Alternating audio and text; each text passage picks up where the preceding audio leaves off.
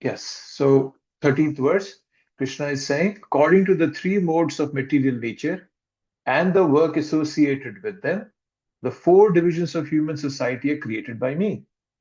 And although I'm the creator of this system, you should know that I'm yet the non-doer, being unchangeable. So, what are the four varnas? Can anybody tell me?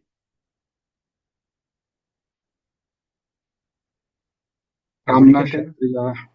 Kshatriya, Shat, sorry. Yeah, Brahmana, Vaishya and Kshatriya, Shudra. Vaishya, Shudra. Yeah. Yes, Brahmana, Kshatriya, Vaishya, Shudra. Right? So, this Varnas is how the people will get elevated. Prabhupada was very desirous of establishing Varnashrama system in the world when he was around. Right?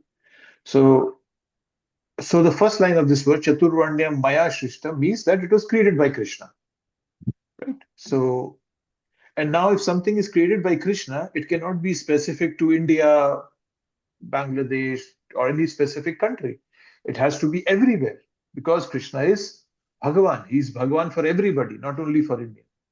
So we have to first of all understand that this Chaturvarnyam is not a caste system. It's human types that we are talking about. As you go out in the society, whether they are practicing Hinduism, Christianity, Islam, you'll always find people who are intellectuals. You will always find people who are administrators, like politicians, so forth. You will find people who run businesses. And then there's a group of people who just offer general assistance to the other three groups, right? So we have this kind of a distribution across the world everywhere. And even in companies also, right? There is a research team, there is a administration team, there is a sales team, and then there are assistants, right? So we always have this division. So um, so Varnashrama system, what it does is it provides social structure for a very environment, a friendly environment for spiritual advancement, right? Uh, it means individual struggle of the spiritual life is given support by this system. So when I say individual struggle, like we all struggle in bhakti, in spiritual advancement. We can get support from the society if this structure is maintained in the way Krishna wanted it. Then it becomes very easy to practice spirituality. Example, I just told you I took my son to a high school. Right? We have schools, we have colleges where people can get together and study something specific, right? So it's a support system the college is providing, that school is providing. It's not like the child cannot sit at home and study all that. He can, but it'll be a bit hard for the child because at school there's a proper structure for it. The college has a proper structure. People come together, there are teachers, there is other paraphernalia available, computers, screens, and whatnot, so many other things available. So it's a supporting social structure, right? So now here in this verse, Krishna is talking about, let's see, yeah, he's talking about the Varnas, right? The four Varnas we talked about.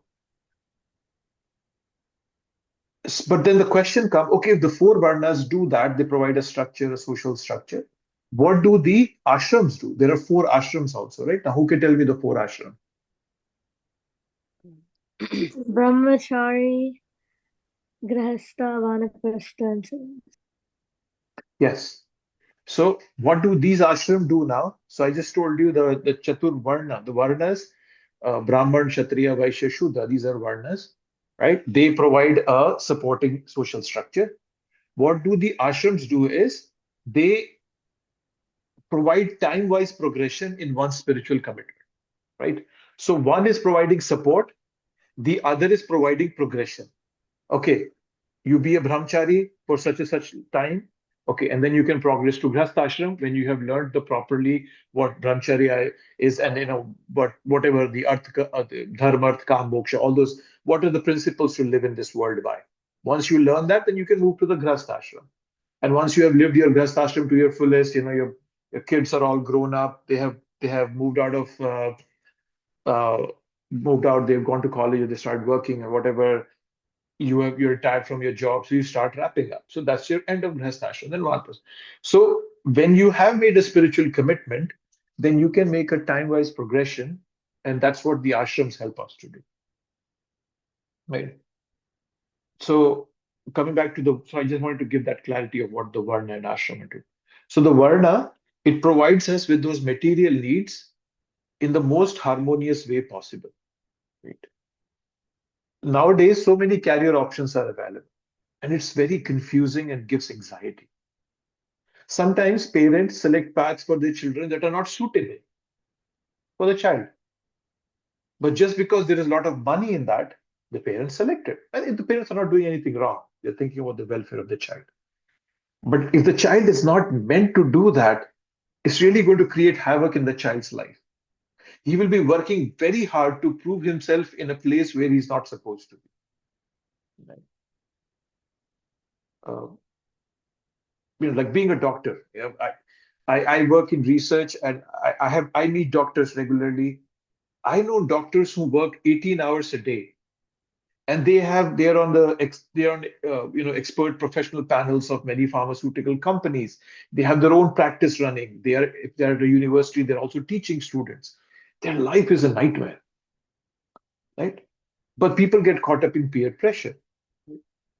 What happens with that is their life becomes unsatisfied and unharmonious. So that's one part about, and I'll talk more about it. And now the other thing Krishna is saying is guna karma vibhagasha. Okay. So now the translation Prabhupada does for guna is quality, and karma is work. So can somebody think of what does guna mean? If you have to explain somebody what guna and karma are, and how would you connect that to Varnāśrama system? Can somebody give a thought on that? And you take a shot and tell me what you think. Hare Krishna, Prabhu. Dandak Pranam. Hare Krishna. So guna are something we come with, right? Something that we have within us. Like the way we behave is considered a guna, right? Um, um, and a quality we can attain, and we can also come with quality. So I think they really do go together. Mhm. Yeah. Yeah, that's a good way of putting it. Yes. So guna is a character, basically, as you're saying, Adi, that we possess it. It's something that we have. It's our personality trait. Things like integrity, persistence, honesty, humility, empathy. So these are guna. So guna is our character, and karma is our competence. So competence means the level of skill or experience someone possessive in a respective domain. Like, for example, engineering. Some people have skills in engineering. Some people have skills in marketing, product development, and sales. Okay. So keep these two things in mind. Guna is character, karma is competency. Right. So now let's look at a real life environment. Okay. There was a kid, he was forced to become a doctor by his parents, even though he never wanted to be a doctor. He was a poet at heart. Bhagwan knows. What happens is that he will be able to heal the people, right? Because he has competency, he has karma. Okay, he has done the karma to be a doctor. However, that guna, which are needed in specifically in a doctor or in general also, are missing in that person. He has a poor character. Probably when he does surgery, he steals organs, right? So he's got karma but no guna. So that way, he's a misfit. He's not doing what he was supposed to do. So that's one example that I'm thinking of. Similarly, there are politicians and administrators in the society, but they don't have the guna. They don't have those uh, qualities like integrity, persistence. We regularly see politicians, they have illicit relationships, they cheat, they lie, they embezzle money and whatnot. So that's something they're missing is guna. So I just gave you both examples: a doctor missing karma and a politician missing guna, right? So keep look at it that way. That's the reason Krishna made it, so that according to my skills, according to my character and my competency, I could get into a stream of work where just because of my competency and character, I can be successful. I don't have to put extra effort or just not go crazy about it, thinking, how am I going to do it? How am I going to do it? Because it's my nature. By nature, I am of that sort. So I don't have to uh, do unnecessary work. I will do whatever is needed because I'm very good at it. I will already obviously be successful. And whatever remaining time I have, I'll use it for bhakti, my spiritual practices. So that's why it's said it's been created by Krishna. However, the system that is being practiced in India is being misused. People think this varna is based on birth. But Krishna is not saying that. He's saying it's based on your skills, your competency, your character. Yes, there could be a chance that, let's say, a family of doctors, right? If you look up, many of you probably don't know about it, but in the 90s, there was this very famous band, a music band in India. It was called Euphoria. And there was this guy who was the lead singer. He was a doctor. And he was, I don't know, 9 generations of doctors, right? So you would start thinking that, oh my God, how can that happen that for 9 generations in this guy's family, everybody has the guna and character of a doctor? Well, what happens is the way the concept of karma works, many a times a mindset of the parents attract a similar soul in the mother's womb. So that can happen. It's not like, oh, that can never happen, that a doctor's son can never be a doctor, or a politician's son can never be a politician. Even a movie star, right? We see that movie stars children also become successful. So so in that way, it can also happen that people can follow, but in general, Krishna established this as a system based on your skill set, your competency. Okay. I've been talking for some time. I just want to see if this was clear to everybody. Prabhuji, one thing which you mentioned is guna and karma. Like, so first example you give is like, which is mismatch, right? Guna is different and karma, they are doing different. And then, there is a thief, but he is a politician. Yeah. So by guna he is a shudra, but is in ignorance, but he is doing working as a kshatriya, right? A politician or serving people. Yeah.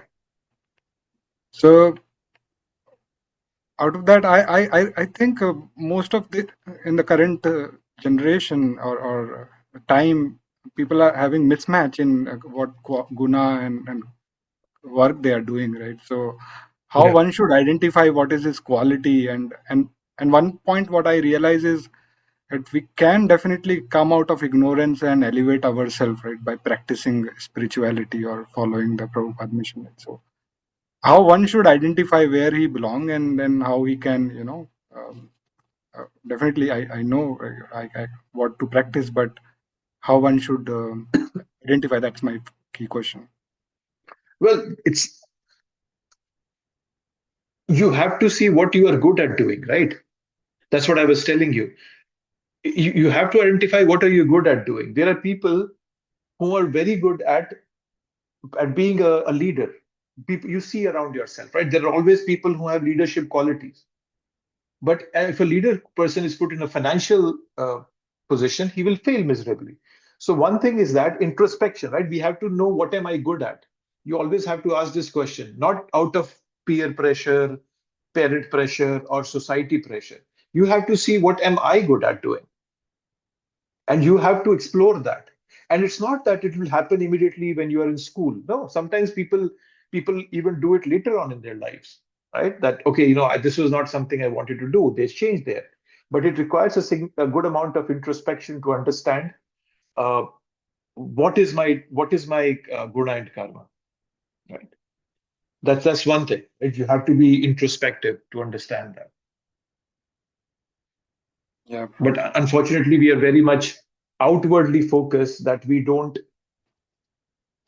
look into ourselves. We just see what the society is doing, and I would just follow it because the society is doing it. That's what majority of the people do, right?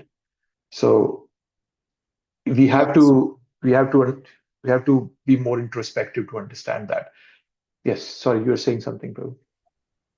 Uh, that's thank you so much for sharing introspective. That's kind of a thing which is mostly missing or doesn't spend much time myself.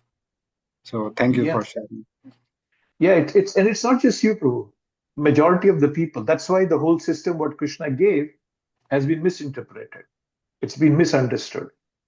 Yes, Apil Vilimati, you're saying something.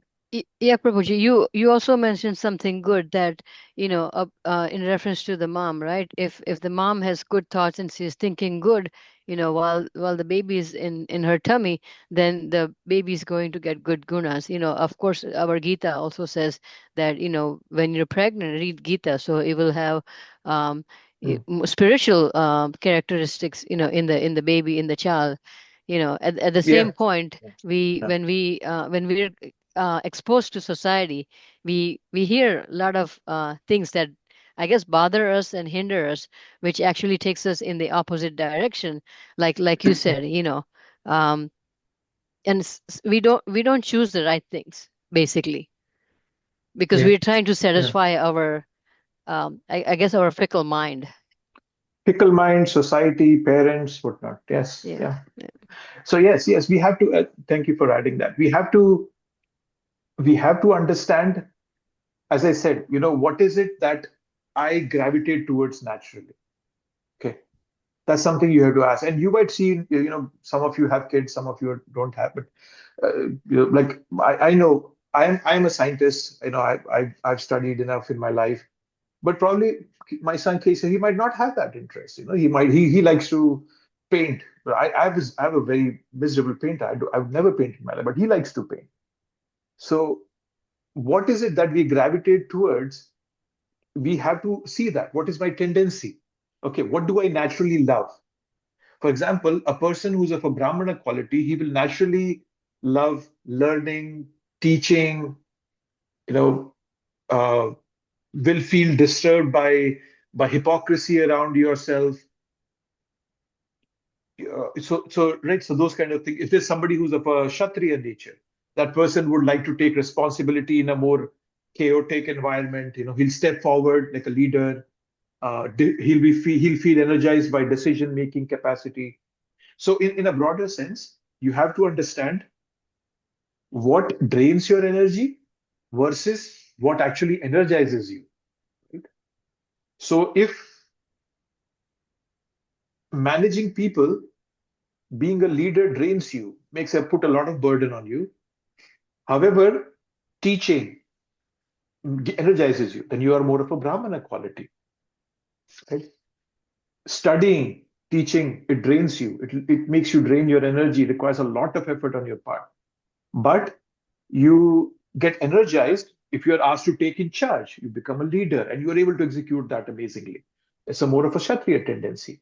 How do you respond under pressure? When you're under pressure, you seek control, action, order, Kshatriya mindset. If you are seeking principles, truth, clarity, Brahmana, right? So, and even in bhakti, right? What services feel right for you, right? Like we all, and as I said, you don't have to necessarily know it at a very early age. Some people don't know it at even a later age. Some people never know it, what their interests and inclinations are. But if you look at it from a bhakti perspective, people who like to teach, Shastra study, they're Brahmana in nature. Some people are very good in administration. People who they run temples and big establishments. They have this mindset of a Kshatriya. Some people just love, fundraising, logistics, sustainability. That's more of a Vaishya nature. So all these things, and I'm just giving out random services, but that doesn't mean that fit. But yeah, so that's the way we identify what's right and what's wrong. Okay, there are two participants with their hands raised. Please go ahead, ask. Whoever raised his or her hand first. Hare Krishna Prabhuji. Piggybacking on what you said earlier, for example, a leader who's crooked but doesn't have a leadership quality, but leading the guna and karma is not, it's not fitting. So how I just want to give you a scenario, like let's say a very highly competent person, like a very intelligent, let's say a doctor, due to what an intelligent person, due to whatever circumstances in his life, is having to do a meager job. So how does that kind of circumstances, because of circumstances, how does that fit into what we are discussing?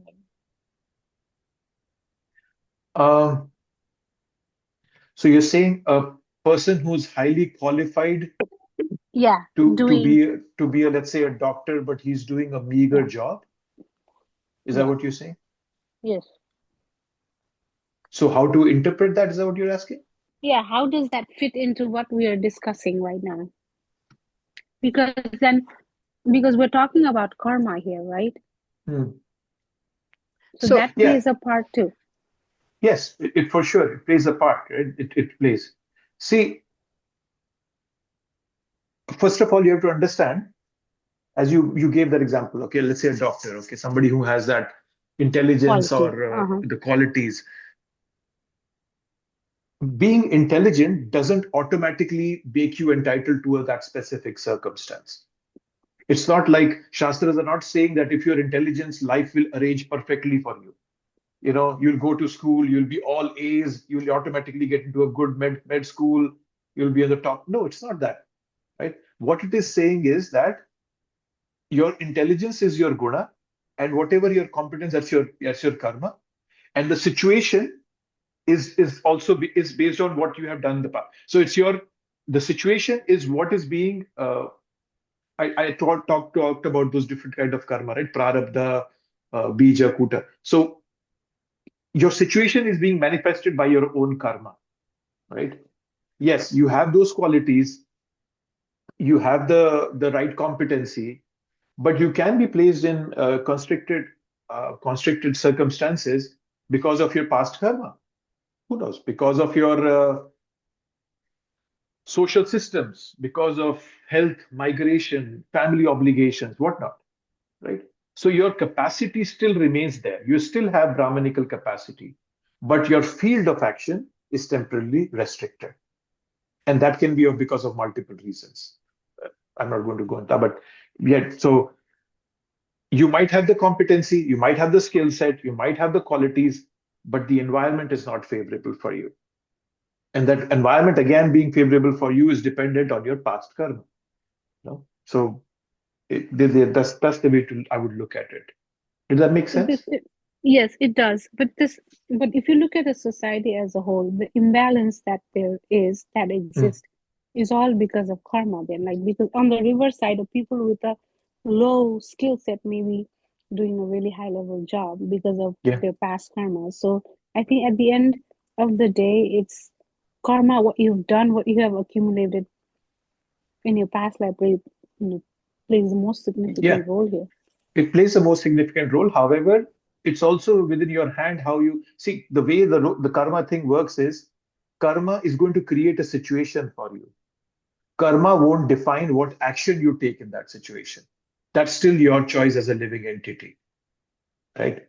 For example, look at the uh, case of if I don't know if that fits in, but let's say Dronacharya, right? So he was humiliated by his friend Drupad, who was a king. Later on, Dronacharya went and asked Arjun to capture Drupad. But then he didn't mistreat Dronacharya didn't mistreat Drupad. He let him go, even though he was really very badly humiliated by Drupad. So even though he was a Brahmana and not in that perfect environment, but he didn't lose his skill set or the qualities that he had as a Brahmana. So I understand, yes, people, whatever is happening around us, the Varnashra system does not exist in today's society, for sure. So I'm not saying it exists. I'm trying to explain that what does Krishna want from us? So even if others are not behaving in that way, if we can behave in that way, that itself makes the environment slightly better than what it is right now. You have to, that's the way to look at it. Yeah, if people were stuck to what their guna is, the world would be much simpler. I think that's what I'm it would be getting for here. sure. It would be for sure. But one thing to keep in mind, whatever your guna may be, whatever your karma may be, it does not affect your spiritual position. Okay. This is another aspect of this whole what we are discussing here. Sorry, I had the slideshow, but I wanted to go back to the one thing that I wanted to highlight here. This Varna system, how to say it?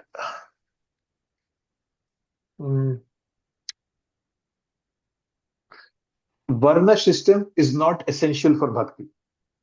So I'll just put it as simple as I can. You don't need to be a Brahmana or a Vaishya or a Shudra or whatever it may be. You can be in any position and still be a devotee, a pure devotee. Mahaprabhu says, comes in the Madhya Leela, Naham Vipro, Nacha Narpati, Na Vaishyo, Na Shudro. Naham Varani, Nacha Grahapati, Na Vanasto Yatirva. Kintu Pradya Nikhila Pramanand Gopi Bhartur Padakamalyo Das Das Anudas. That I am just a servant of the gopis, of Radharani. I'm not a Vaishya, I'm not a Shudra, I'm not a Brahmana, I'm not a Grasta, so he just rejects everything. So it's not necessary, or your guna and karma does not affect your position in bhakti. So that's another aspect we have to understand. It's not essential for practicing bhakti. It can surely make your life much easier to practice bhakti.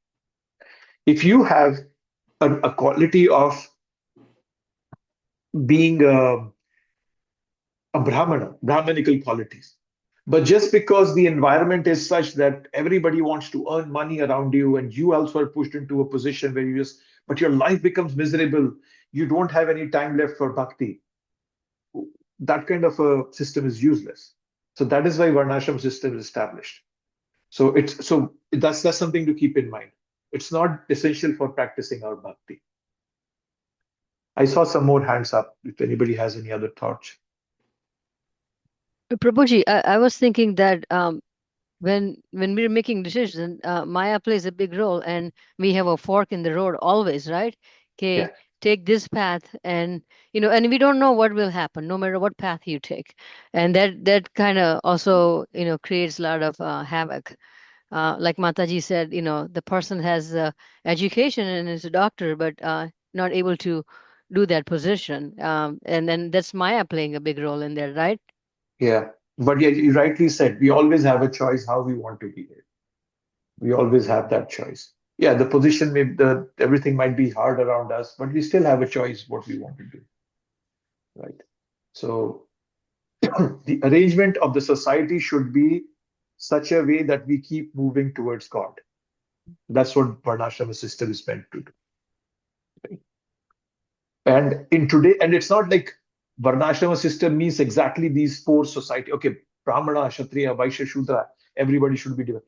According to time, place, and circumstances, the definition of Varnashrama system could move around, right? Even when devotees, let's say they are working in a wrong profession, okay, they're not supposed to be there, they can still come together and create a devotional environment. Like, for example, what we are doing here is we are creating a devotional environment despite whether I am following the right Varnashrama system or not, right? But coming together, we are creating an environment, a devotional environment. So that could be a version of Varnashrama today, right? Devotees come together, they make schools, where spiritual teachings are given in addition to material knowledge, eco-friendly farm communities. So taking care of material needs of devotees within a spiritual setting, which is helpful to spiritual life, is the essence of Varnashrama system. It's not like a magic wand that will solve all the problems, right? So it will be different according to time, place, and circumstances. What else? There was anybody else had something to add? Yeah, Prabhuji, one thought there. We know when Krishna says, right, that it's guna karma, obviously it makes sense because it has to base, So, but what happens is like in the first chapter, right, when Arjun wants to give up his arms, he doesn't want to fight, and he wants to take sannyas, right?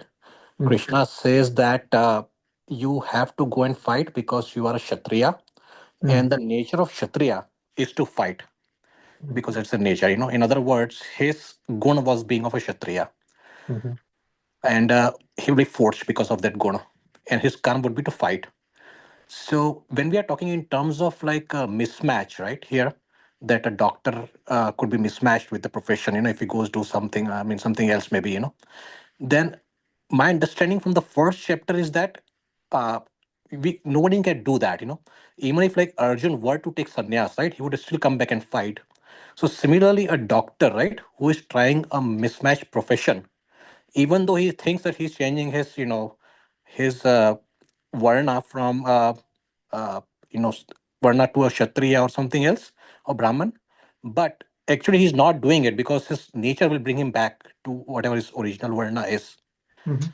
So I guess what I'm trying to say is that uh, we think there's a mismatch, this we just think that, but our varna will always force us to be in the same same varna. Our guna will always force us to be in the same varna. It's not like, Mm. I might want to become a, like, let's say, a president of the US, right? But I have no quality of as an administrator. No matter how I try, it's not going to happen. Mm. I'm going to be falling back to where I am right now. So that is my Yeah. understanding. Yes, that's correct. That's a good understanding that our nature will manifest in whatever position we are, right? A Brahmanical person who has Brahmanical qualities, if you put him up as a leader, he still might bring those qualities to the table while making the decisions according to his position. Yeah, no, I understand that. That's a good thing to add, Prabhu. Yeah, it'll eventually bring you back there. You might or might not fully change. You still might be stuck with the whatever you're doing, but in your mind somewhere you might be thinking that, oh, this is something which I could do. Yeah. Right. So in other words, is it fair to say that guna is the cause and karma is the effect?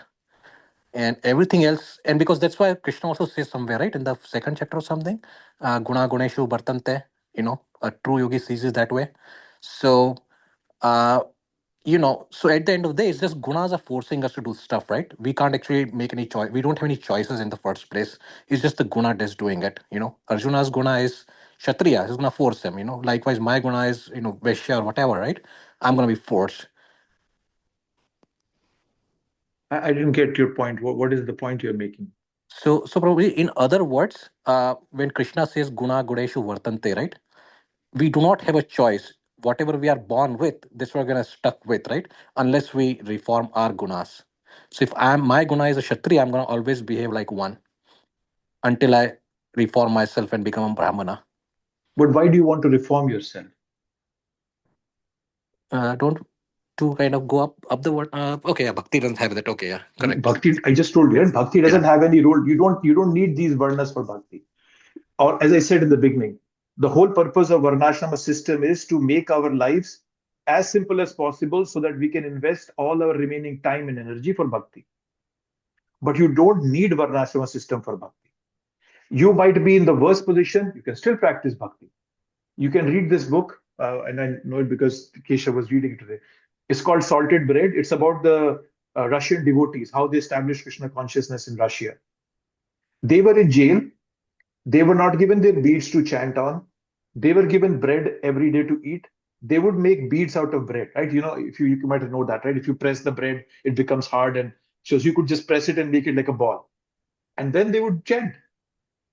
So bhakti is not at all controlled by whatever your surrounding environment is, what you're put into. You can always have that choice. You don't have to go from Vaishya to, Arjun was a Vaishya. Oh, sorry, not a Kshatriya. He didn't have to go to a position of Brahmana to be Krishna's friend. He was Krishna's friend. Bhaktosi me sakha cheti. That's why Krishna is speaking the Bhagavad Gita to him. Yeah, I guess Prabhuji, I think maybe the confusion came on because of the tree we saw, right? That you kind of gradually develop qualities, right? So I thought maybe Brahminical quality is better than a Kshatriya quality. But Which tree are you referring to? I think Prabhuji, some tree we saw, right? Maybe there was some kind of depiction. I don't, couple of slides ago, maybe two, This three one? weeks. This one? Or tree? I don't see a tree.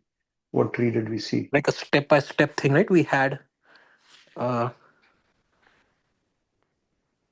Do you remember what were the steps?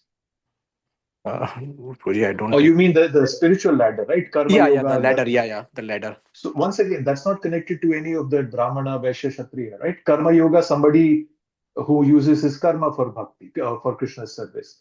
Dhyan yogi, then comes Gyan yogi, and then comes Bhakti yogi. So that's not connected to the Varnashrama system.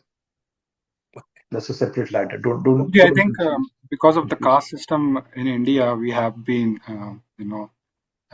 where it came from. So it's a preconceived notion that one is better than another, so which is wrong, right? So Krishna is saying, It's wrong. No, it's one is not better than another. Whatever position you are in, if it helps you practice bhakti better, that's the best position for you. right, yeah, There is no best position in this world. Brahmanas, like if you look at Mahabharata, Dronacharya was a Brahman, but he was under the Kshatriyas. Kshatriyas were the kings; they were ruling. He had to come and beg to Bhishma Dev and say, "Hey, can you give me a job? I'll teach your princes here." He was a Brahmana, so he's not superior to a Kshatriya in that position. So yeah, as long as you are able to do your bhakti, the whole purpose of, as I'm repeating myself, your Varna is to do your bhakti to the best of your capacity. That's why we want to identify what I work best in. I will work in that environment and I'll use the rest of my time for bhakti purposes.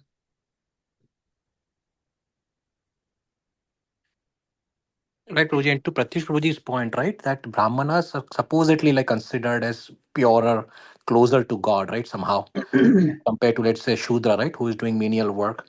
And that's why traditionally, I think maybe some kind of accepted norm is, that people who are Brahminical quality have better chance of getting to Bhagwan than somebody who's. Yeah, that's a misinterpretation, right? uh, That's the false thing that's been propagated in India. That only a Brahman can take you back home, back to God, right? People say that, oh, you have to come to the temple, pay something to the Brahmana. No, Mahaprabhu had so many people who were of the lower caste, right? Ramananda Roy was a actually in Bengal he was in the I think he was one of the Shudras, and then there is Haridas Thakur who was a Muslim, born as a Muslim, so he's automatically put in the Shudra section. They are topmost devotees. They are topmost, right? Haridas Thakur and Ramananda Roy in Chaitanya Mahaprabhu's Leela. They are. Sudama was a Brahmin, but then Amrish Maharaj Prabhuji, he was a Kshatriya and he was a yeah. great devotee, and So then so that, yeah, as you're saying, that concept that Brahmanas are superior is not the appropriate one. As a Brahman, yes, see, in the right environment, Brahmana is the intellectual one. So he can give guidance to the king. In the past, that's what used to happen. The Brahmanas would guide the kings how to take decisions. However, as time came, these kings started thinking that, oh, these Brahmanas are living on us. Oh, they are useless. So they were mistreated. So the Brahmanas thought, oh, how will we, put ourselves back in position is by telling only through us you can go. So it's just a very mismatch of Kali Yuga happening and all that nonsense. But it's not for bhakti. It does not mean wherever you are. Bhakti means wherever you are, you can go back home, back to God from there. Yep, makes sense, Prabhuji. Thank you. Okay. I was feeling that there'll be a good discussion. If anybody has any other thoughts, please let me know. This is once again a very important principle of Bhagavad Gita that you all have to understand. I have taught you a few principles. If you don't remember them, go back and read them again. There is the miseries what we have, the three energies that we have. I've talked about the karma ladder, sorry, the yoga ladder. I've talked about the three forms of the Brahman, Paramatma, Bhagavan. All these principles should be very clear to you to understand Bhagavad Gita properly. So just remind. So this is the Varnāśrama system is one such principle of Bhagavad Gita which you should be very clear about. Yes, Julian Yatra. Hare Krishna Prabhu. I Hare think Krishna. like the concept of Shudra is also kind of misunderstood, I feel. It's true that Chaitanya, like someone like Haridas Thakur and were in Chaitanya Mahaprabhu's Leela, but it was because um, they were uh, they were pious by their quality. They were not Mhm. Shudras by their quality, but at the same time, like someone like Hiranyakashipu, even though he was like a king, still because his qualities were like a Shudra, so that's why he was killed by Krishna. Mm. So Yeah, yeah, I yeah, think that's a good point. it's just I feel sometimes just the word Shudra is misunderstood. Yeah, in India, it's misunderstood. And unfortunately, what Mahatma Gandhi did was Yeah, he called them Harijan. That was not a good thing, right? You don't, he suddenly put the limelight on a class of society, which, anyways, the people are looking down upon them. Now he put a limelight on them, and like, oh, yeah, these guys are now called Harijans. So then people started looking down on the word Harijan. So it's just the way the whole society works and what the way people think and how they put it. It's just, and it's Kali Yuga. You can't blame anybody. It's Kali Yuga we are living in. That is why you have to keep in mind that the Varnashrama system is only meant to make our material life better so that we can focus on bhakti. yeah. But that doesn't stop us from doing bhakti at all, whichever Varna we might be in. So, but yeah, it can make it more easy if we know where we are and what our interests and inclinations are. Yes, Satya Billion. Prabhuji, also the history hasn't been good to India, I mean, being taken over by Genghis Khan and then, the Arabs and then the British and, I mean, there's so much negative impact on our people. I mean, I don't know. It was just, I think it was one of the most horrible things that happened to India, you know, Yeah. and that didn't help them at all because they actually took our text and twisted some of the content. Mhm. Yes, that's what they did. And that's the reason why 90% of the people in India believe that the Varnas were created by Krishna, so we should follow them and they're based on birth, but that's just a degradation. It's not meant to be that way. So probably just one more question on the Brahman side. So traditionally, Brahmanism is associated with like people who know scriptures, right? And Shudra is the one who do menial work. So what we are telling here, like so far based on our discussion, is it correct to say that both Shudra and Brahman are the same level? It's just that Brahmana actually gets to Krishna through scriptures and knowledge and all of that. While Shudra, they actually can also get by doing menial work, under Krishna consciousness, they can also attend Krishna. They have the equal chance, equal everything, just the different paths. Yes, they both have equal chance to go back home, back to Godhead. They know Krishna does not differentiate. It's a bodily difference. Why would Krishna be differentiate on that basis? Yeah, You because might, one has not learned the scriptures and a thing, but other, yeah. something, right? So yeah. There is a story of a Brahmin of a person in India where Mahaprabhu goes. It's in South India, and he sees that person is an illiterate, and he's holding the Bhagavad Gita upside down, but he's crying. Mahaprabhu asks him, "Why are you crying?" He says, "I'm an illiterate. My guru told me to read the Bhagavad Gita, and I cannot read." Okay, Mahaprabhu asked him, "Why are you crying?" But he says, "Because whenever I see that my Bhagavan Krishna has become a menial charioteer for the love of his devotee, just soft melts my heart." So Mahaprabhu was very happy. He said, "You have understood the essence of Bhagavad Gita." So yes, irrespective of whatever social position you may be, educated, illiterate, there's another story, right, where of that Brahmana and that shoemaker, the mochi. There's another story. So there are a lot of stories that clearly show that it doesn't matter which position you are in, bhakti is open for all.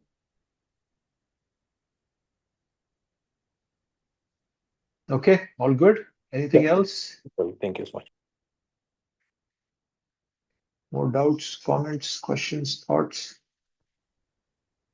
Prabhu, I was trying to write down. You said misery. What were the three things you said? I I'm trying not to go too much back in my text. Three things. What three things he said? Oh, the principles you mean? Yeah. So that there are three kinds of energies of Krishna, right? We talked about that. There's internal energy, external energy, and we living entities as human beings as the tathashta, medium. That was one concept we talked about. We talked about the yoga ladder. We talked about the three forms of Krishna, the Brahman, Paramatma, and Bhagavan. And yeah, so these were the principles we have talked about. So we all should be very clear about these.